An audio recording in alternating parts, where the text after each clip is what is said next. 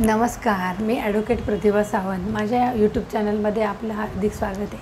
आजचा जो आपण टॉपिक घेऊन आलेलो आहे तर doctrine of incidental and auxiliary powers आणि दुसरा आहे तो डॉक्ट्रिन ऑफ ऑक्युपाईड फील्ड्स. हे जे डॉक्ट्रिन दोन आहेत ते आज आपण बघणार आहे.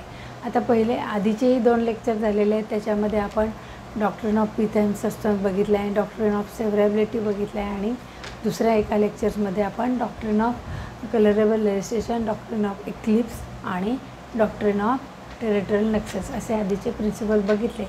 आणि आजच्या लेक्चरला आपण इन्सिडेंटल अँड ॲक्झिलरी पॉवर्स बघणार आहे आणि डॉक्ट्रिन ऑफ ऑक्युपाईड फील्ड बघणार आहे. तर आता आपण लेक्चरला सुरू करूया. आता हे जे डॉक्ट्रिन आहे तर हे कशाच्या रिलेटेड आहे? इंडियन कॉन्स्टिट्यूशनमध्ये हे शेड्यूल 7 याच्यामध्ये 3 लिस्ट दिलेले आहेत: युनियन लिस्ट, स्टेट लिस्ट आणि कॉन्करंट लिस्ट. हे शेड्यूल कशासाठी आहे? 3 लिस्ट कशासाठी दिलेले आहेत? युनियन लिस्टमध्ये जे सब्जेक्ट मेन्शन केलेले असतात त्याच्या रिलेटेडचे लॉज युनियन गव्हर्मेंट बनवतं. स्टेट लिस्टमध्ये जे सब्जेक्ट बनवलेले आहेत, मेन्शन केलेले असतात त्याच्या रिलेटेडचे लॉज स्टेट गव्हर्मेंट बनवतं. आणि कॉन्करंट लिस्टमध्ये जेवढे सब्जेक्ट दिलेले आहेत त्याच्या रिलेटेडचे लॉज दोन्ही गव्हर्मेंट बनवू शकतात. तर युनियन लिस्टमध्ये किती हे दिलेत सब्जेक्ट 97, स्टेट लिस्टमध्ये किती सब्जेक्ट दिलेत 6. कॉन्करंट लिस्टमध्ये किती दिलेत 47. म्हणजे ह्याच्या इतके ह्या सब्जेक्टच्या रिलेटेडचे लॉज युनियन गव्हर्मेंट बनवेल, इतक्या सब्जेक्टच्या रिलेटेडचे लॉज स्टेट गव्हर्मेंट बनवेल आणि याच्या रिलेटेडचे लॉज दोन्ही गव्हर्मेंट बनवेल. पण आता याच्यात दोन्ही गव्हर्मेंट तर बनवेल, परंतु जर कॉन्करंट लिस्टच्या रिलेटेड सब्जेक्टच्या रिलेटेड जर स्टेट गव्हर्मेंटने लॉ बनवला आणि सेंट्रल गव्हर्मेंटने लॉ बनवला तर सेंट्रल गव्हर्मेंटचा लॉ हा प्रिवेल होतो. म्हणजेच तर सुपेरियर अथॉरिटीने बनवलेला लॉ हा पूर्ण ह्याच्यात फॉलो केला जातो. ओके. आता हे जे डॉक्ट्रिन्स आहेत ते डॉक्ट्रिन ऑफ पिथ अँड सब्स्टन्सप्रमाणेच वर्क करतं. म्हणजे काय तर कोण हे डॉक्ट्रिन आले कसे?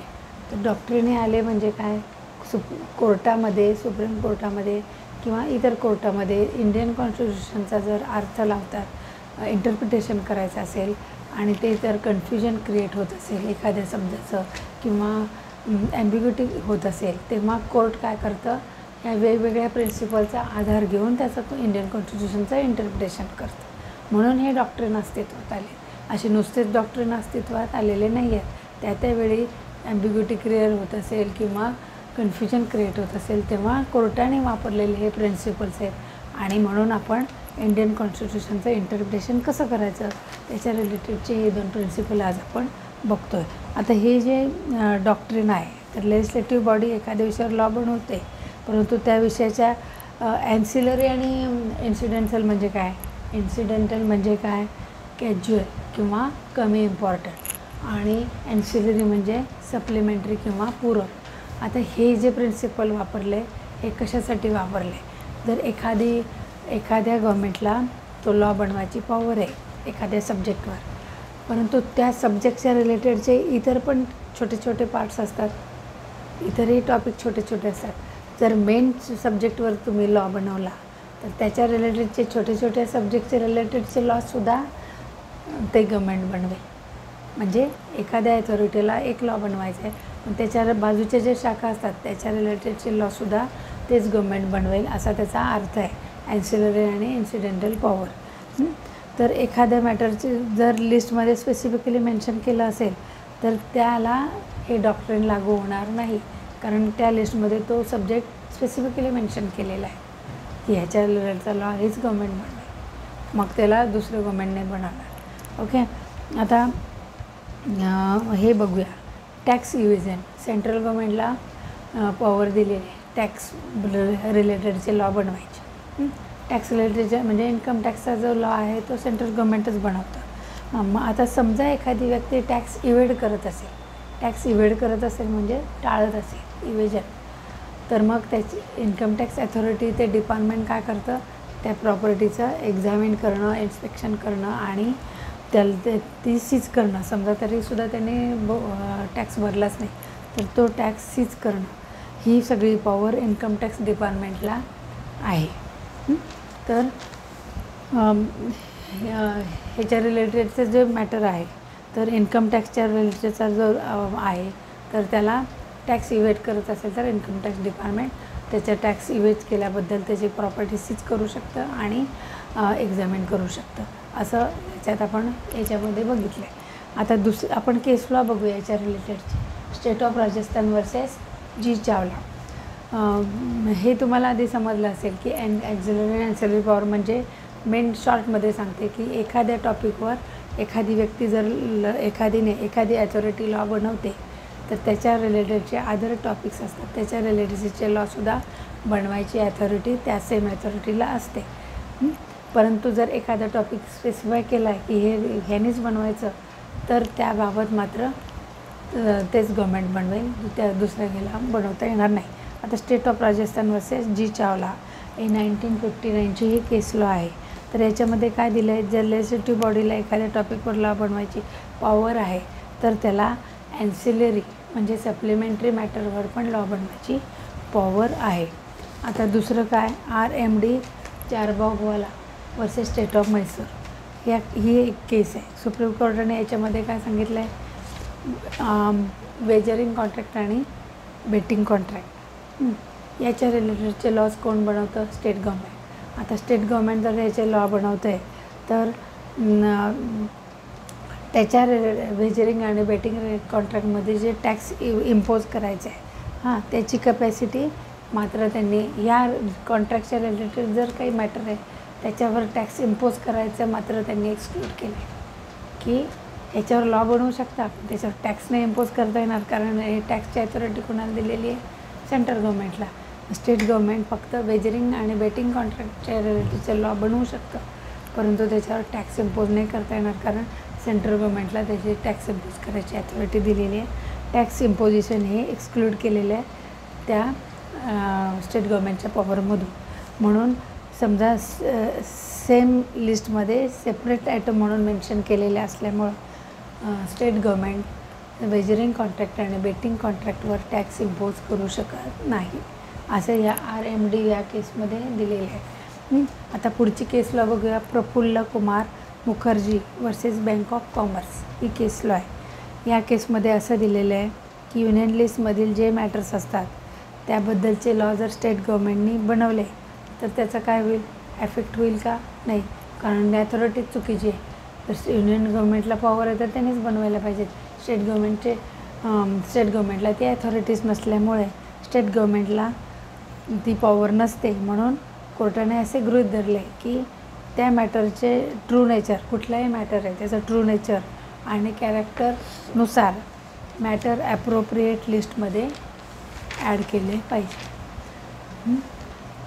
आता हे झालं 3 केस लॉ, इन्सिडेन्शियल अँड ॲक्झिलरी पॉवरचे. आता पुढचं आहे doctrine of occupied field. Occupied फील्डमध्ये आपण हे बघितले त्या लिस्ट. ऑक्युपाईड फील्ड म्हणजे काय, ऑक्युपाय करणे, भरून काढणे.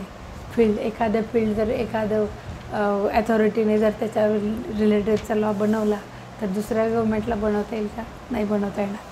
तर आपण त्याच्याबद्दलची ऑक्युपाईड फील्डबद्दल बघूया. आता युनियन लिस्ट हे सगळे बघितले, तर आता डॉक्ट्रिन ऑफ लेजिस्लेटिव्ह पॉवरचे एक्झरसाईजबद्दल आपण हे डॉक्ट्रिन आहे तर हे डॉक्ट्रिन कधी अस्तित्वात येतं, तर एखाद्या लॉचं आधी ड्राफ्टिंग ऑफ बिल होतं. बिल म्हणजे काय, ड्राफ्टिंग, कच्चा मसुदा बनतो, तो लोकसभेत सादर केला जातो म्हणजे पार्लमेंटमध्ये. तिथं त्या पार्लमेंटचे मंजूर केलं जातं मेजॉरिटीने. तो पास झाला की स्टेट गव्हर्मेंटमध्ये राज्यसभेत जातं, राज्यसभेमध्ये ते मॅटर सादर केलं जातं. तिथं पण पास झालं की प्रेसिडेंट त्याला ॲसेंट देतो. ॲसेंट म्हणजे त्याची मान्यता, मंजुरी, आणि मग तो लॉ बनतो. ज्या क्षणी प्रेसिडेंटची मंजुरी मिळते त्या लॉला तेव्हा तो लॉ बनतो. पार्लमेंटचा लॉ मंजूर झाला असं होतं. आता हा लॉ मंजूर झाला त्या क्षणापासून तो ॲप्लिकेबल होणार. आता आर्टिकल 254 हे कशासाठी आहे, तर सेंट्रल आणि स्टेट लॉमध्ये जर इनकन्सिस्टन्सी असेल तर त्याच्या रिलेटेडचे प्रोव्हिजन्स आणि मेजर्स हे आर्टिकल 254मध्ये दिलेले आहेत. आता समजा सेंट्रल लॉ आणि स्टेट लॉ यांच्यामध्ये या दोघांनी पण लॉ बनवला, दोन्ही गव्हर्मेंटने, परंतु त्याच्यात कॉन्फ्लिक्ट होतं. याची एक प्रोव्हिजन आहे सेंट्रल गव्हर्मेंटची आणि स्टेट गव्हर्मेंटची वेगळी प्रोव्हिजन आहे. मग काय होईल, त्याच्यात वाद तयार होतील ना, कुठली फॉलो करायची. परंतु असा वाद होत नाही, कारण सेंट्रल गव्हर्मेंटने बनवलेला लॉ नेहमी सुपेरियरच असतो आणि स्टेट गव्हर्मेंटने बनवलेला लॉ त्याच्यापेक्षा खालचाच असतो. म्हणून जर सेंट्रल आणि स्टेट गव्हर्मेंटने बनवलेल्या लॉमध्ये कॉन्फ्लिक्ट झाला तर सेंट्रल लॉ नेहमी प्रिवेल होतो आणि तो पुढं वापरला जातो. आता हे डॉक्ट्रिनचा मुख्य उद्देश काय आहे, सेंट्रल आणि स्टेट गव्हर्मेंटच्या लॉमध्ये बॅलन्सिंग करणे. म्हणजे प्रत्येकाला अथॉरिटी दिली आहे म्हणजे तो त्याचं काम करायला पाहिजे, पण बॅलन्स व्हायला पाहिजे. तर तुम्हाला वाद वाढवून कामं होतील का, नाही, म्हणून तो बॅलन्स व्हायला पाहिजे. म्हणून हे ऑक्युपाईड फील्ड हे वापरलं जातं. आता हे डॉक्ट्रिन कशात वापरलं आहे, एंट्री 52 ऑफ लिस्ट फर्स्ट आणि एंट्री 24 ऑफ लिस्ट सेकंडमध्ये हे डॉक्ट्रिन वापरले जाते. आता स्टेट गव्हर्मेंटला कोणत्या मॅटरवर लॉ बनवता येतं, तर हे एवढे 66 मॅटर्स आहेत. त्यातला मेन सांगते, एज्युकेशन, ॲग्रिकल्चर, नंतर पब्लिक ऑर्डर्स आहे आणि हेल्थ केअर. ह्याच्यावर स्टेट गव्हर्मेंटला पॉवर आहे लॉ बनवायची. आता स्टेट गव्हर्मेंटला पॉवर आहे, परंतु जर सेंट्रल गव्हर्मेंटला काही त्याच्यावर ऑब्जेक्शन असेल किंवा त्याला अजून काही ॲडिशनल प्रोव्हिजन करायचे असेल तरीही सेंट्रल गव्हर्मेंट त्या टॉपिकवर लॉ बनवू शकते किंवा त्याच्यावर त्याला ॲक्शन घेऊ शकते की नाही, ह्याच्यात ही अशी सुधारणा करा. तर ह्याला सेंट्रल गव्हर्मेंटला पॉवर आहे.